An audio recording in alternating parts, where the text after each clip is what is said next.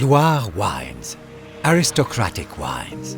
The history of the Loire and its wines naturally merges with the history of France itself.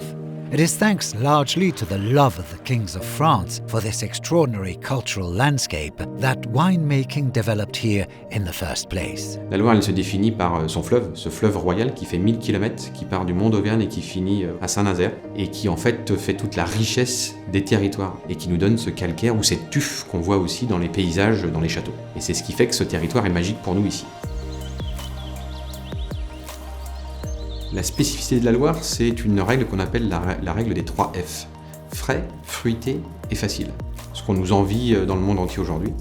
La fraîcheur, le fruit est facile à boire, puisque ce sont des vins qui sont plutôt légers en alcool et qui donc vont se boire de 8h à 20h. L'avantage de la Loire, c'est qu'on ne peut pas ne pas aimer la Loire, parce que la Loire, c'est blanc, rosé, rouge, avec des bulles, sans les bulles, avec du sucre, sans le sucre. C'est dû à une multiplicité des paysages qui ont donné une multiplicité des territoires et des terroirs, et une multiplicité aussi des cépages.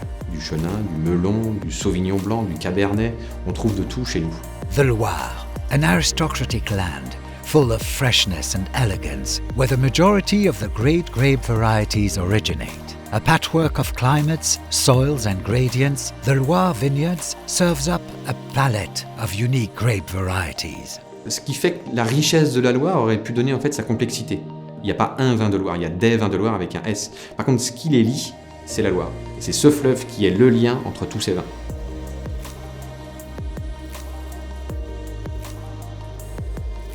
C'est une région où on va retrouver énormément d'histoire et en même temps un vignoble très jeune. Parce que c'est très dynamique avec de jeunes vignerons, avec beaucoup d'idées, donc ça bouge.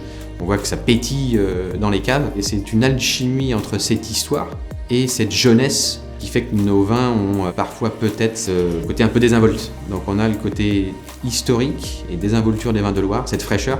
Donc on a tout ça pour nous. Donc pour moi la Loire, c'est l'évasion, l'export, c'est l'histoire, nos racines, et en même temps, cette jeunesse, un vignoble relativement jeune, avec des appellations relativement jeunes. Donc c'est tout ça mélangé qui fait rêver, qui fait que les gens viennent nous voir, et on devient terre de destination.